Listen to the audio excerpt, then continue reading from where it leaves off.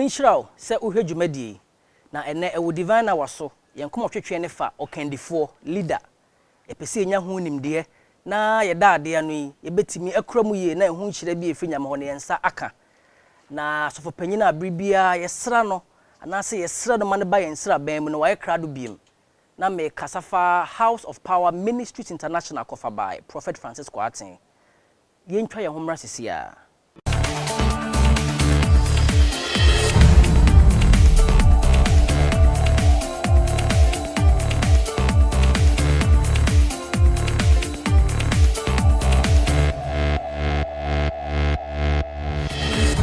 Jumedie wedi akirache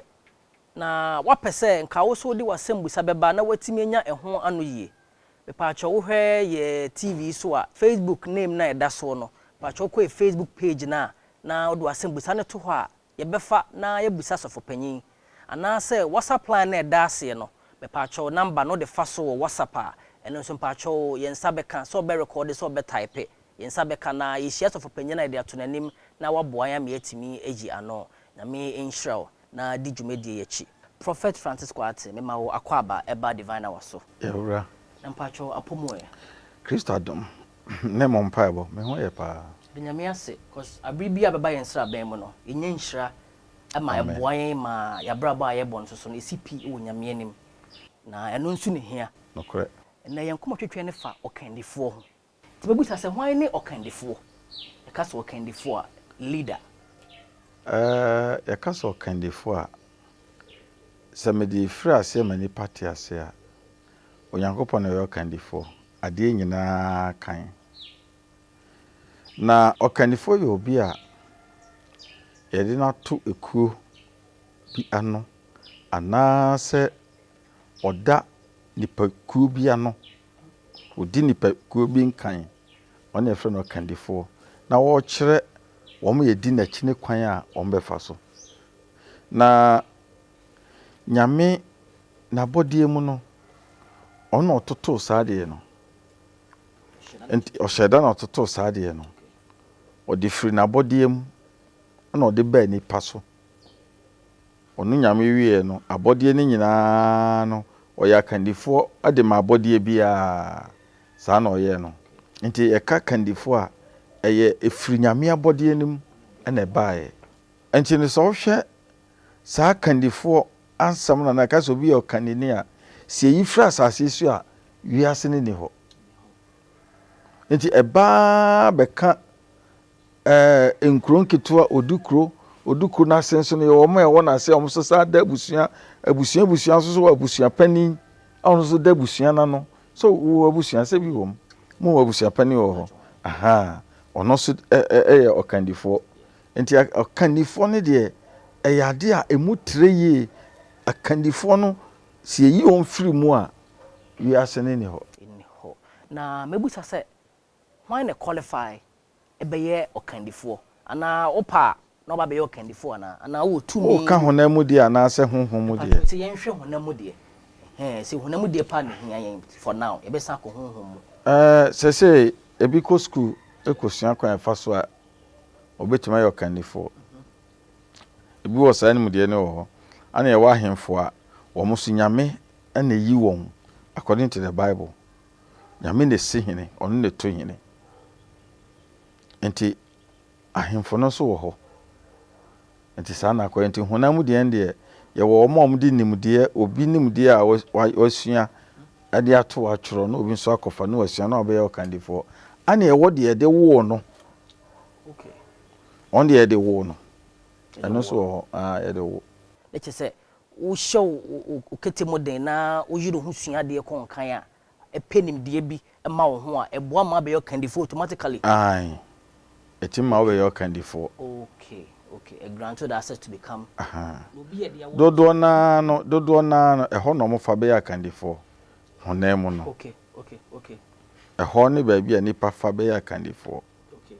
ani wo nipa bi nso ho no ma onko school da yeah onimu ngoma onsia hwe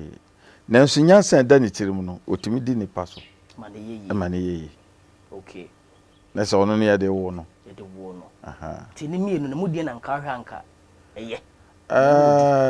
Nimienu no de mu odu de wo na ne mu odu pa esen de okosua no okay efse de wo no kanifo bia esu esese da na ne mu adi kese eyese ompene de obepe wo me ye wo na ase no yie die enti de wo no wo sasu no ana de amfa anwo no ni sasu no kose no mkosua a menim se enkyere wo mo de a nti saa ɛhɔ kakra na ɛma saa nsonson no ɛbɛm nti awurade ka sɛ ɔman biara mo bɛkɔ so no na ɛsɛ ɔsoma wa wokɔ a ɔman no koduro ma hwehwɛ ɔman no yie die ansa na wadi yie eti na kyerɛ sɛ ɔkandifo biara no the true leader no ɔno no hwehwɛ wɔn yɛ wɔ n'ase no yie die more so what you say ɛnyɛ ɔno ne deɛ nti saa na akɔ nti wɔn yɛ de wo wɔn no akuta saa su no wɔn si ɛbɛto aba na wɔn bɔ nto a mo ntoma me na me ba me yɛsei me ba me yɛsei me ba me yɛsei ɔbɛka nneɛma bebree but at long last no ɔntimi nyɛ so ɛnyɛ ɔno okosua ana ɔde di nipa so nti ko nya obi a ne deɛ ne de awo no nanka esbia nyame na yi na ma yen se o metra so ade obeka bia obehwehwe nipa ne yi edi ansa na ono no obedi ya wadi enti e ka so kandifo a nsonson e wo mu de awo no na ne ku nipa no na brabo ho mo se obekosoro na mepaacho mede hu se ye de wo me na abofre ye de wo no na ye ne akɔ ne ho okay de wo no Jese bre no du na ono Nyankopon nankasa ayi saa de na pie okay wonhu te se de okwa kosua de osua no osua wonhu okay biso osua wi ansa na hu se okosua we e wo school nti bia ha na wo se de ne to okay na se honamu se ye bi okandini a nka yenda nyame na onyini man anase yen nipa na ye betimi yi ade honamu no akoye ne mamienu de di kan no me de kan ka se ne o democracy untim fa honhoma de meto honamu ade ho enye enti nsakira ewum kakra enti honamu nhyehyɛ da ho ne se de nipa nyina bagina tum se ye pɛ no no me ye o me di yeso kan qualify so be di yeso kan okay so I say okay ni nipa dodo be kasa afa no ho se wei ane ye pɛ no ono no me di yeso honamu de no ba honhom ntesa honhom de Nyankopon na na beyi no na me ne beyi no ti ana no Israelfo prese omo pɛ obi mu adi won so no na nye nyame akoma se ode so obesi Israel so hene ba na Israelfo no pressure se awurade mo mu ohene emedi won so ana ma ne yi so but awie so ho ne ma so ye na enye divine calling ana so no wo se obey leader but na akwese nipa na pressure ye pɛ okandifo ye pɛ okandifo nyame me okandifo no se okay sometimes na ne brenwie nu so besiesie okandifo ma na ba until so siesie David wie nti hwe sanka omotombo ase a na ka David ni nipa na ka nyame siesie no na ka ode na ba ababedi won so e wo honhom mu ba Paul de no be ye honamu de nti Paul ko ya no akire oye ne ma basa nti anu nti na ma honamu de no ana eduru ba bi etosini kakra no tosini kakra tine senke benya honamu de no komompo obi a ye de awo no na nko be bata ho a ema ne koten na yembra honhom de a ye Nyankopon asafo mu ti se eba Nyankopon asafo mu a hwan mu na e qualify so mbetimi abeda ya no nyame asafo mu no so eye mienu saa nyame asafo mu ewon kofo nyame hyeda siesie won na ode omu di nipa so eto nipa no ana sesi a ye pensionso yi ewo mu su kosua enso be di nipa so nyame asafo mu no nyame asafo mu kosua omukosua nimdie edi be di nipa so but sa o ko nyame asafo mu yie di a enka de nyame ayi no ono nipa nyame ma ne kwan ma ne di nipa so ba se ya yekoye honamufo na ye niam bi ho no ma aye honam ti no emaye kwan honam ne maye kwan ma bi sua e de be ya kandifo e wo nyame asafo mu but nkante sa eti nyame asafo mu no eye honhom de na nyame odi pen no de obeyi na firi honhom so nkohwe asafo no so ma no ono na nyame odi pen de enti sa na de ne tie nti ye be den hu nyame de na woyi no se nyame yi obi so medi na asafo so a ade ba ko pa sese nipa ehu edi hu nipa no a obehu se wei nyame na afre no de di kan na no asem na brabo de oka ene de oye ene na qualify nipa no ma hu se wei nyame eyi ne so medi nipa so if you say entimi ma se nyame be yi se bra be di nipa so wabra o ma wo hwe one obema nipa no nim de kasa se de kwan be fa so ne nipa ne be kasa no mbete wo nsem ase nsem a Awurade di ama no ana two abraba a wo bebo ma nipa no so ahwe asua wo sa ne ma ne mienu na dead se wei nipa wei nyame wafre no wasoma no disanity okay enti nyame asafo mu no me fa nse asafo a mewo mu na okandifo a odama no ono ne mekandifo enti no esese stala no obi a ono so wo asafo bia no onso ye mekandifo ono so ye mekandifo a na esem onso me hye na se eyese ne asese me yema asafo ne de ye ni asafo bia wo nyame anim because etaade se bia asafo amu mi mekandifo ni o maka wa asafo bia se me inform ho kra bi enye sa pese mu so mu nyina stala asafo no nyame anim ye ni asoro bia ho nyame acheche no nwankuo we dwan wa ha we dwan dio no we dwan dio otwe ana ode ama nipa nse obi anhwe won so obi ayo kandifo obi anhwe won so enti ekọ nyame anim anyame nim asafo bia na nyame nim akandifo no enti se de o ka se buo ni ade so de man ese o hye kandifo bia de buo ni ane de ma no ana nyame akandifo no so ye san wo baby foforo ho ye wo de onyankopon ayi no ane ewo de wafre no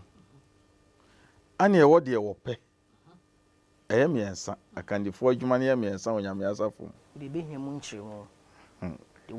de wayi no de wafre no enye baako de wayi no de wafre no ana de ope de nyame pe de ope adwuma no ye ne fe a ono pese ono so ye bi enti so obanyame asafo mu a miensa ti chibuma ye odaroma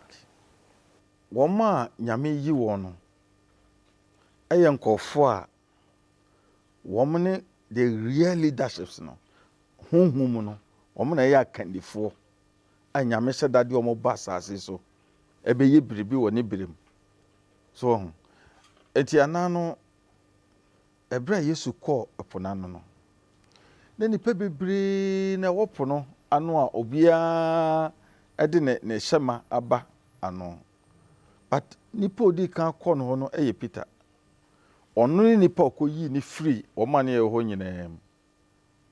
ono so no de asafo ne si ne so ono de asafo ne share ne nsa church no the first church Yesu no ono de share ne nsa nti oyi no wamfre no oyi na mpa oyi no wamfre no example of enyi no oyi no wamfre no oja o ma aka no ewo ho nti owie no ana afi osanbe gina mo amaso ane so abre na mokomubuo momra na obeje mo nkwane nipa na eba ofre wo mo di ofrom no mo ba wi a na afi sa nipa na mu no wasan titibi no mo so abeye akandifo te said ye ne asafo no mu no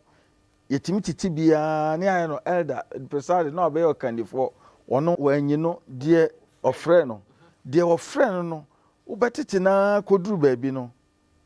na fe ono so hu se ono so nyame ayi no menwa nyame anyi o frɛ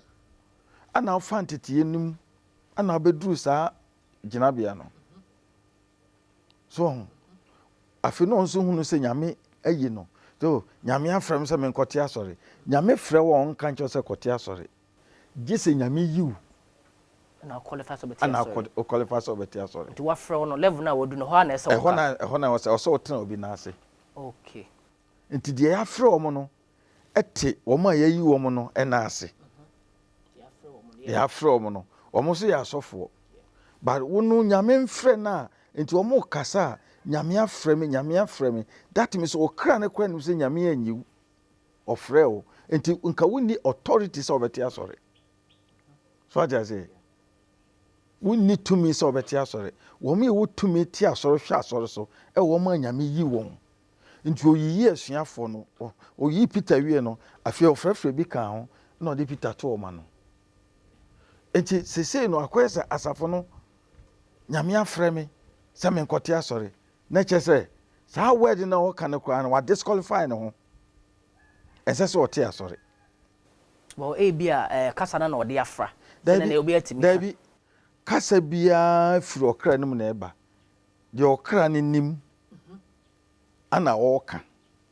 okay nya nipadua na ɛkasa tunim ne awoka nti okra ne nim de ɔka sɛ nyame afrɛ me nti nyame afrɛ wo de a adenti na sɛ ɔkɔyɛ ɔkandifo wanyiw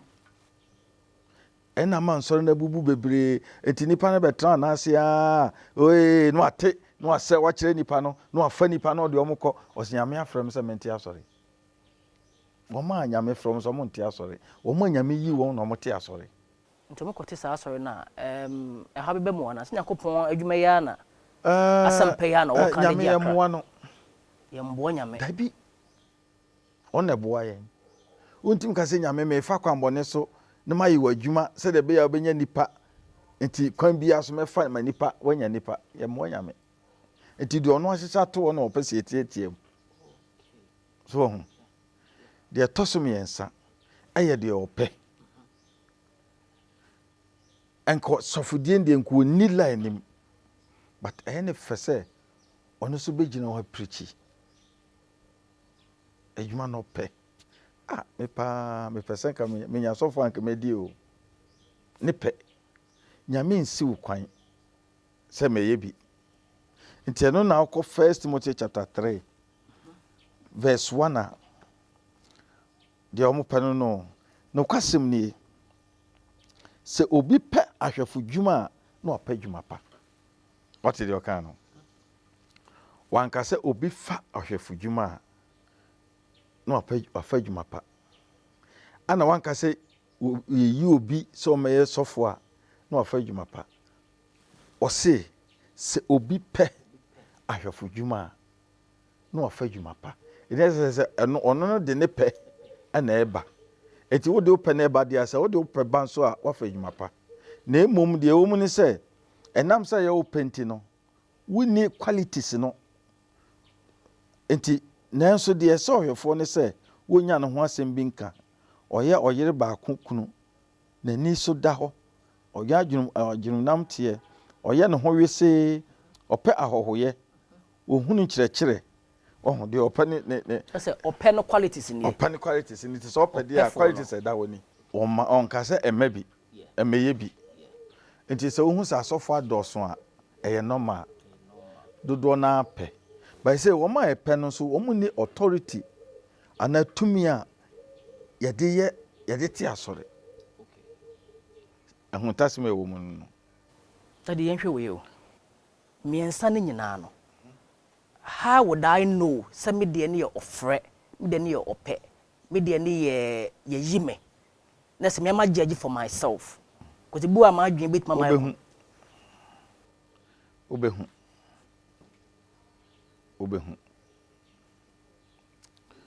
deɛ yɛyi no sɛbre no duru a nyame ne communicate direct nyame kasa kyerɛ no aso ne ano deɛ yɛyi no ɔmo so no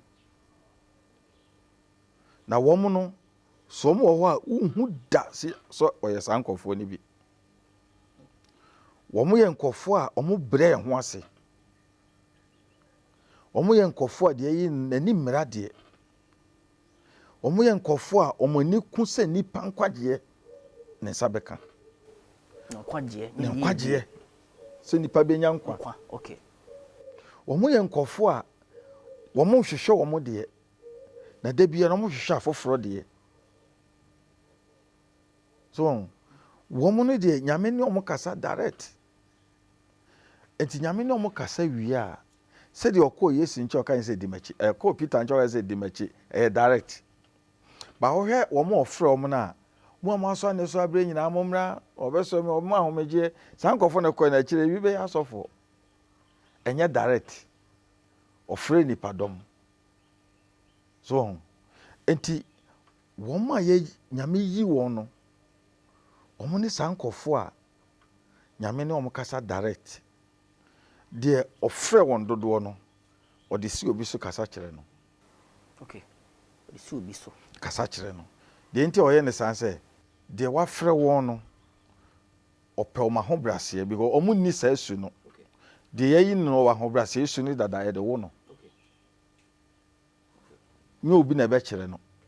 saa deɛ nsɛm a adeɛ yɛ quality sɛ wo nyame asɛm mu nyinaa nyame de wura ne mu na ɔde akɔyɛ adwuma no eti deɛ afrɛ no no ɔno no nyame hia saa qualities no ayɛ ahobraseɛ no eti na ɔde na hyɛ obi ase sɛ saa nipa ne mmoa no na ɔmmra soro ɔbɛn sɛ onya ahobraseɛ eti saa na ɛteɛ na kyerɛ sɛ deɛ yi ne deɛ de bi osi na sɔre a etim saa nkɔfoɔ na ɔsɛ obɛsi n'asafo no na asamado apron ntumi ntwi mfa so deɛ ɔno nyame yi ne no ɔte sɛn asafo no bɛkɔ dwumadie din de divine hour na yɛn nkɔmɔ twetwe no ɛfa leadership ɔkandifoɔ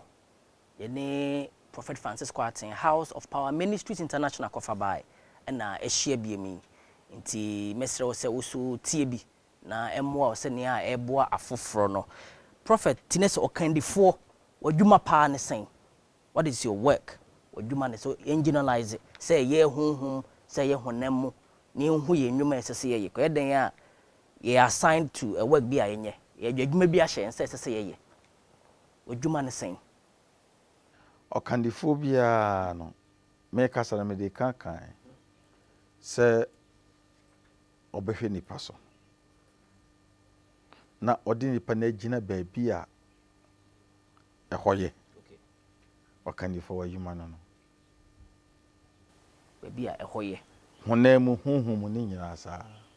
honhom no yɛ hwehwɛ sɛ yɛde nipa bɛkɔ heaven yɛde ne kɔ gyina baabi a yɛ honam mu nso no president nso hwehwɛ sɛ obiara bɛnya adwuma yɛ na som bɛdwo no nti ɔkandifoɔ no n'adwuma no no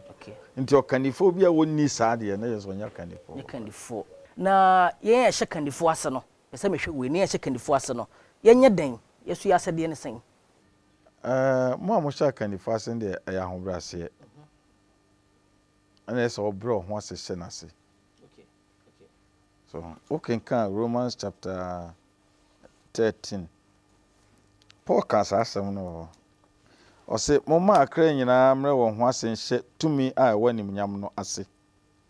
na tumi bɛɛ ni hɔ gye deɛ ɛfiri Onyankopɔn na ɔkasa fa kandifoɔ no ho nanso tumi ɛwɔ hɔ no ɛwɔ hɔ no Onyankopɔn na wahyɛ ato hɔ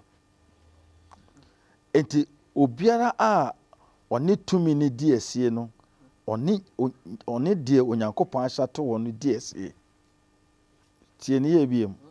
enti obiara a ɔne tumi ne di asie no ɔne deɛ Onyankopɔn ahyɛ ato hɔ no di asie na wɔn a wɔdi asie no bɛnya abufuo mekyerɛ mu kakra ansa na matoa so mfa sɛ Awurade ayim sɛ ɔde me asi n'asafo ano ɔkandifoɔ no nyinaa obi ɔde biribi kan bi nyame na toto yɛ mfitiasɛ mekan de firi n'abɔdeɛ mu ana aba bɛyɛ awɔ ntoatoasoɔ na abɛduru yɛ so ana wɔkyerɛ sɛ sɛ muhu sɛ obiara di biribi akan a ɛyɛ ɔno nyame na ayi saa deɛ no asi hɔ sɛ honhom honam mu na sɛ obi ne saa deɛ wayi no asi hɔ no edi asi a na ɔne nyame asɛm no edi asie na sɛ do nyame ko ɔne nyame ko ade baako akandifoɔ yi ho no ɔhene wokasa tia na ɔne nyame ko akandifoɔ biaa yɛnkasa ntia wɔn yɛne ɔmu nni asie na wɔse na sɛ wɔn a wɔdi asie no bɛnya abufuo 3 na wɔn a wɔdi mpanin no ho nyɛ hu mma wɔn a wɔyɛ adwuma pa na mmom wɔn a wɔyɛ bɔne wate ase akandifoɔ no momma yɛn ho nyɛ muhu obi a wɔyɛ adeɛ yɛ mefa sɛ asɔfo a wɔ me naase yi wote me naase a ɛnsɛ sɛ osuro m sɛ prɔfo deɛ meyɛ bɔne a obɛyi madi mesuro no na mmom adwuma pa no a woyɛ nti no wo no ɛhu bi ani mu wonwene nkɔ hɔ na ɔse na mmom wɔn a wɔyɛ bɔne wɔn na ɛsɛ sɛ adwene saa deɛ no nti wobɔ sɛ obiara ne obi yɛ adwuma no sɛ bɔɔso yɛ ɔnyɛ o na ɔkuta adwembɔne that's wadwene ɔyɛ nea ɛnyɛ tama wadwene bɔne ɔsɛ ɔno ɛyɛ bɔne no deɛ ana ɔmo suro akandifoɔ no yɛnkɔ ɔse wompɛ sɛ wosuro tumi no anaa ɛne ɛyɛ papa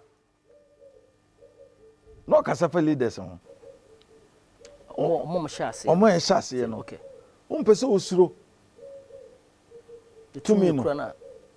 ɛne ɛyɛ papa na sɛ dodoɔ naa bɛtena yɛne ɛyɛ akandifoɔ no ase a ɔmo nyɛ papa titiri ɔmo yɛ bɛbɛn yɛn ebi tumi twitwa wo nantini sɛ wo kyerɛ nipa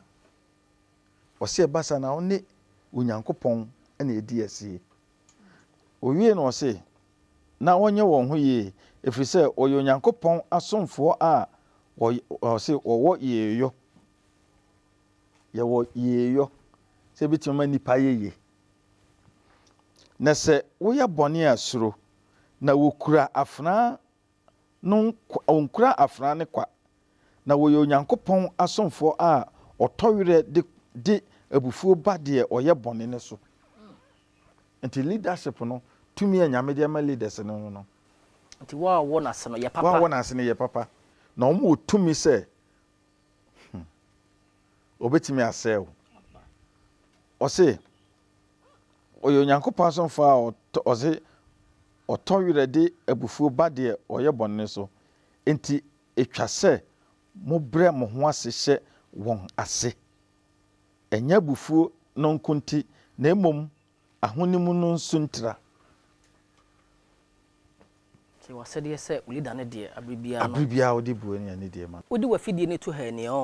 divine na wadwumadie na wabɛpie so yi na yɛnkɔmɔ twetwe ne fa ɔkandifoɔ ho leadership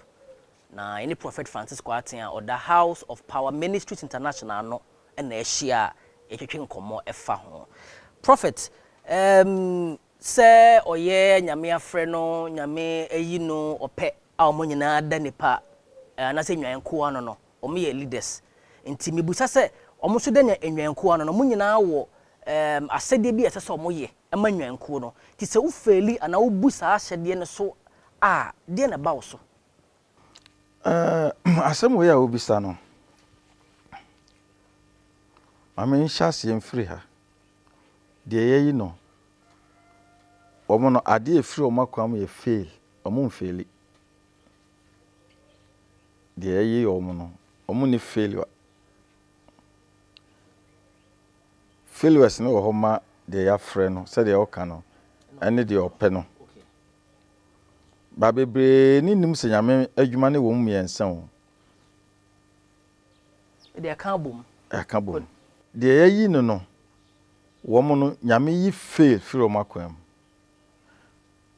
wɔn yɛ wɔn adwuma nyinaa wie pɛpɛpɛpɛpɛpɛ fail no ɛwɔ hɔ ma wɔn a yɛfrɛ wɔn ɛne wɔn a wɔn pɛ so na wɔn ahyɛde ɛda hɔ no ɛyɛ onyankopɔn asɛm a waka afa ne nkwagyeɛ ho ɛsɛ sɛ wɔn hwɛ sɛ wɔn de nipa nyinaa bɛfa saa kwan no so ahyɛde ɛda wɔn a wɔn no eti sɛ obi antimi a ɛno deɛ ɛwɔ nyame nsɛm. But I'm a case be a Bible na can be baby one so na say yehu kura na aboy hu na emi Bible na anka do de tu ho nyinaa ye awieye no atemuda ebeba ba bebre so no ewura mu sa no ma ntimi anyo successful so na ma ntimi anwie pɛ ya ana no kwasɛm ne ebi wa omu nchima no etimi kutia wo mu nchima de hu na mane omu nchima na etimi kutia wo mu ɛna oka obi sɛ okra oye bɔne no no na bewu oka hɔ na abɛte ase yie tada de mamsa busa we say so se na wo ka one big challenger akandifo no omotai ehia ayɛ nipa no de ntia me ka saa no obi a oyɛ kandifo bia ade sɛ utimi egina so eyi firi wakwam ɛyɛ de obi ka de nyame aka kyerɛ sɛ yɛ no na yɛ de obi ka de ɛwo mfa ho good nti yɛ nipa no yi ɛsɛ bɛsi yɛ hwɛ ɛkwan a betimi akandifo betimi afa so na omo ne omo a omo hye omo ase abɛyɛ baako kro ya ba omo na saa nipa no no nsɛm ka free ho enye but at least ɛsɛ bibi wo ho no mo enye nyame asɛm ankasa yesu sɛ nipa nyina ka ho asɛm pa mo nue enti no yesu na ntimi astepin na nipa nyina anya baako Judas kra na ɔne nam kra no ontimi na anya baako so enti eno de enye sɛ nipa na meda o ma no na sɛ me ya de a mo nyina bepem asɛm da bi ade na wo ye na wo so wo ye boa no kwa ye nipa bi ho no ma asase so no ye moa won obuwa ne pɛ no ai ne tamfo ana wo so asɛ kandifo so no so wo hwɛ sɛ nipa no bɛboa no ɛma baabi ɔte ne wafiri hɔ na ne ho atɔ no obi so hɔ no ma de woni mu no ankyerɛ sɛ ye boa no obuwa na enye ye na akɔboa na obɛsɔre tia okay ne sɛ enye ye ne nti no de wasɛde na wo ye na wo de nyame aka sɛ fama wɔ no de fama wɔ wontimi nya de foforo bia mfiri nyame asɛm ho so de boa nwan no ma na ye enye ye divine wa jumadi na onagisu a wo hwe ye ne sofopanyi House of Power Ministries International kofaba ehia etwetwe nkomofa leadership okandifo nti mesrew se afi na ado fide na to ha di jumadi na chikusi awie na so nyante ase bi wo ensem bi ho prophet mepacho mabisa wo nso akandifo die na betamo akandifo ahwe ase a sese me ni ekoho pa you kandifo so you watchful of ade o kandifo bi ade e ma ne sei na ni so ade hunu sei de di kan sika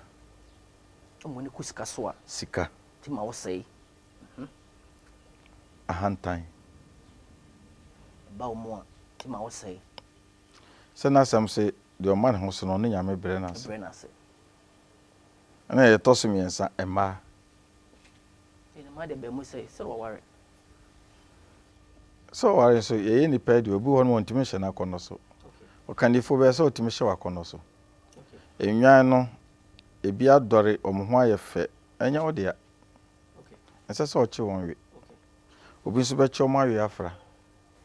sane ma miensa betima mo ahwe sane ma miensa na ma leaders na hwe ahwe ase wo de ahantan sika anama wo de mama kwanya se mabisa question we na se wo be leader na on ware ya qualify so be leader ye kai ho no se nipa no sa wo pese wo ye adwuma ne bia ye oyire ba kokunu na ye sa wo so ware wo ngare yan se so ye leader on qualify se kan ho Timothy kan sa asem oso so oyire ba kokunu so what you say okay yeah wan ka se o ese se on ngare kwa se so ba obi on ngare bia on qualify so ye leader okay nyame ma kwan sa se nyame asem no na ye hwe so de ye adwuma ye di buma ye de ye adwuma na ye good nti o se nipa nya oyire ba kokunu na che se se nipa ne obi a oba mu no waware Okay. Na say okandifo wo ho den page na den so. Mfa pa no ho den gina. Atiso mo ni ko ho. Wo se na mo ho den. No credit. Okandifo bia so di no credit. O matro sem tra wonum. Uyi atrosem nyina atotwene bre ho ase. So man credit. Papa. Udi no kre wo. Udi no kre bibia wo ye bia ma no credit. Bibia wo ahoden. Ana obi a odi no kre bia so bre no ho ase. Na obaye okandifo ya na sa okandifo yi. Ese se omone omo wo ma na ase na free sa na say there should be strictness be. Ese mi hu. So mo ye free me kasa free wa na me kasa free. Na say o say o ye okandifo yi, o ye strict bi na ehun bi, I don't know. Na wo ye nwan. Wo na ma omodi anidi. Ukonwambo mu an pese odwan bi ade ne ho beka. Pese odwan bi abetia na so. Enti de wo kan de okandifo de nwan bi de ho betwitwu. Na wa men na ode ho betwu. Wo be ben nti na obetim de ne ho adan. Abetwu wa bra ogina nwambo mu ho. Enti bibia no se wo ye okandifo a ese me hu se de me sinkire. Ana me de medwene ho ne se wo ye strict na o mo num ye du sa na e de hu ba anim duro ne wo mienu. Okay. Ye wo obi a se discipline se obi a wo ye discipline wonu modu. Ana e wonu duro se ebi a wo munimuna anasa wonti wani ma wo mo eno so wani mu yedu so ho enti anim duro ne nye ekwan ba akopeso obi a ode pepepe ye to ho se ni panhwe ni so na ni modu eho ana ehia. Okay na okandifo ohun siesie ehia so wo so na obi hwe omu nyina hwe wo asiesi ahwe wo de wo ye nti okandifo bia na omu edi na chinde ono te no saa na omu so te enti wa ho siesie no na omu edi wa chine besua wo kasa eno no besua wo bre ho ase a eno na eba wo mu ade bi e wo okandifo mu no ekọ omu edi na so edi na chine eso ji obi a wanfo na adwena nkọ okandifo no so na bi a oba sa on de nka bi a okandifo nka behwe ase anase yesese na obi obre no ho ase se me papa yi ensemo kan maje mafa me esunu bi beba ne mu. Okay na okandifo se oma omo hye wase ne kwan mom so kire omo nimde se bi asem na opehu nimde bi wo so wala omo so nimde wo se eno na kire nipa kon a wo ye se omo kwan omo nkire omo adwen dia na se wonya kanifo papa omo kire omo adwen ma wo so fa sa thought se wo de nyame de amount wo de ewo kanifo mu ni se untimi nkase bibia minim woni nyame beepe enti de nyame yensa kanifo no ai no pese yenso ye bre ho asenti ode ade bia nka hu sesua ode besi no de amade owo na ase eti bia adwento ato no nso yitumo no nso no so ye nipa tese wa na bre wase won se won kwa untimi nya giso bi boa ti nyame hyeda no ye ne sa enti o kanifo ano gi ne ho tum se obia enru no ne bibia e final untimi nko ba bia. Okay bi wo wasem bi wo kwa na ebi kwa asem a wo ne wo mo kwadwene ho no asi ama nipa na hu bi da wo hu bi da eso no wote na bi ayo empe wo don so no hu bi da na obeka wate bi da obeka onso de atoto na yes abeboa wo nti sa na tie prophet na minshaw na de watchim o mate ase na me yani nso ada ho nso na ye besre wo se ka wo bibi ka etwato efa na discussions e kasa fa nkanifo ho a ahwefo nso binya kakra meka atwa asem eso nyina ne se titru menua no masofo ye wakanifo no bebre ho a wo mo dwene wo mo ho more than enwan no anani pete on nase no endi ana ya chia kakra ye hwehwe wo mo yiyedi asa na ene adiye nti dwumade nyina wie no ese etimi me ani ku wo ho na ye hwe won yie yɛkasa ɔkandifoɔ wohwɛ obi a ɛyɛ honhom mu ne honam mu na awurade nso atumi afa so aboa yɛ ma adwuma a ɔde ahyɛ yɛn nsa no atumi awie na sɔ no awurade ani yɛde dwumadie na baawieyɛ na yɛn nkɔmmɔ twetwe no ɛfa ɔkandifoɔ ho Prophet Francisco Aten a ɔda House of Power Ministries International no ɛna ɔboa yɛn emenya saa emu ntiaseɛ no nyinaa me a metena agua mu mokyea me yɛfrɛ me George Dankwa na dasɛnɛ yɛbɛsan hyia wɔ dwumadie so biem na menhyira obiara